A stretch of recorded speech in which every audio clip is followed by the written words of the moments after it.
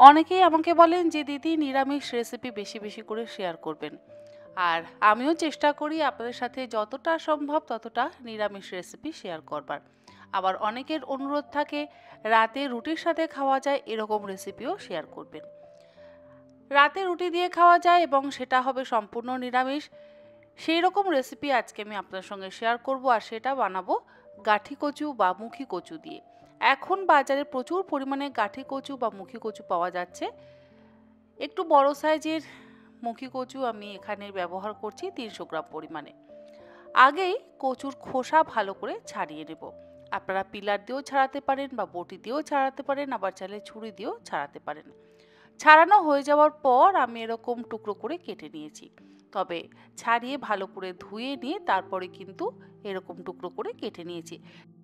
কচুর দম বা কচুর ডালনা করতে গেলে যেরকম ভাবে কাটতে হয় সেরকম ভাবে কাটলেই হবে। আলু নিয়েছি দুটো মিডিয়াম সাইজের। রান্নাটা করবার জন্য কড়াইতে দিয়ে দিলাম 3 টেবিল চামচ পরিমাণে সর্ষের তেল। তেলটাকে খুব ভালো করে গরম করে নেব। আর তেল গরম হয়ে গেলে এর মধ্যে ফোড়ন দিয়ে দিচ্ছি হাফ চা চামচ গোটা জিরে আর দুটো ফাটিয়ে নেওয়া শুকনো লঙ্কা। ফোড়নের থেকে সুন্দর গন্ধ বেরোতে শুরু করলে এর মধ্যে দিয়ে দিচ্ছি কচুর টুকরোগুলো। গ্যাসের ফ্লেমটাকে হাইতে করে দিয়ে কচুর টুকরোগুলোকে খুব ভালো করে ভেজে নেব। প্রথমেই আমি আলু দিতে পারতাম, তবে কচু ভাজতে একটু সময় লাগে, সেই জন্য আগে আমি কচুটা দিয়ে দিলাম, তারপরে আলুটা দিলাম। আলু আর কচু এবারে একসাথে ভালো করে ভেজে নেব। অবশ্যই গ্যাসের ফ্লেমটাকে একটু হাইতে করে দিয়ে তবেই ভাজবেন। আর এই সময় আমি কিন্তু লবণ ব্যবহার করছি। লবণ দিয়ে যদি ভাজা হয় তাহলে ভাজতে ভাজতেই কচু এবং আলু দুটোই সেদ্ধ হয়ে যাবে। কচুও আলাদা করে সেদ্ধ করে তারপরে রান্না করবার একেবারেই প্রয়োজন নেই।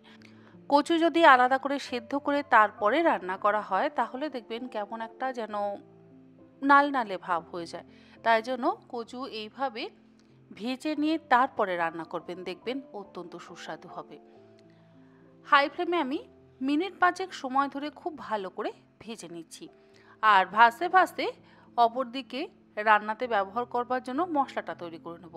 গ্রাইন্ডিং জারের মধ্যে হাফ ইঞ্চি আদার টুকরো, হাফ কাপ পরিমাণে ডেসিকেটেড কোকোনাট আর দুটো কাঁচা লঙ্কা দিয়ে দিলাম। অল্প একটু জল দিয়ে একদম মসৃণ করে বেটে নেব। যদি ফ্রেশ নারকেল কোড়া থাকে তাহলে সেটা ব্যবহার করবেন, আর যদি না থাকে তাহলে আপনারা শুকনো নারকেল কোড়ার প্যাকেট কিন্তু কিনতে পাওয়া যায়, সেটা ব্যবহার করতে পারেন। আমি কিন্তু শুকনো নারকেল কোড়ার প্যাকেটই ব্যবহার করেছি। খুব ভালো করে মসৃণ করে বেটে নিলাম। আলু আর কচু খুব ভালো করে ভাজা হয়ে যাওয়ার পর এর মধ্যে দিয়ে দিচ্ছি 1/4 চা চামচ পরিমাণে হিং। নিরামিষ রান্নাতে হিং ব্যবহার করলে স্বাদ কিন্তু দ্বিগুণ মাত্রায় বেড়ে যায়। আপনারা জানেন আমি নিরামিষ রান্নাতে একটু হিং ব্যবহার করা পছন্দ করি এবং ব্যবহার করিও। হিংটা দিয়ে এবারে ভালো করে ভেজে নিলাম। তারপরে বাটা মশলাটা দিয়ে দিলাম। বাটা মশলাটা দিয়ে এবারে আবারও কচু এবং আলুর সাথে ভালো করে কষিয়ে নিচ্ছি। খুব সিম্পল রান্না, খুব কম তেল মশলা ব্যবহার করতে হবে এবং রান্নাটা করতেও ভীষণ সহজ, সময়ও খুব কম লাগবে। মশলাটা দিয়ে এবারে ভালো করে কষানোর পর এর মধ্যে অল্প একটু গুঁড়ো মশলা দিলাম। ওই 1/4 চা চামচ পরিমাণে হলুদ গুঁড়ো আর হাফ চা চামচ পরিমাণে কাশ্মীরি লঙ্কার গুঁড়ো। এবারে লো ফ্লেমে ভালো করে কষিয়ে নিচ্ছি। হলুদ গুঁড়ো যদি আপনারা দিতে না চান নাও দিতে পারেন, তবে আমি সামান্য ব্যবহার করলাম। হলুদ গুঁড়োতে রঙটা সুন্দর হবে এমন নয় যে স্বাদের কোনো পরিবর্তন হয়। সমস্ত কিছু দিয়ে এবারে ভালো করে ভাজা ভাজা করে নিচ্ছি। মশলা যত ভালো করে কষানো হবে তত কিন্তু সুস্বাদু হবে।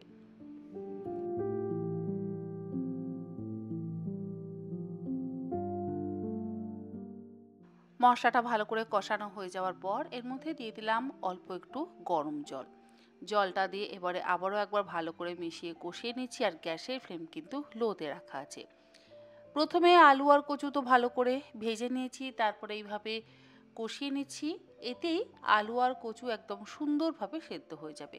আর ভাজার সময় যেহেতু লবণ ব্যবহার করেছিলাম তাই আর আলাদা করে কোনো রকম লবণের ব্যবহার করলাম না। আপনারা আপনাদের নিজেদের প্রয়োজন মতো লবণটা ব্যবহার করবেন।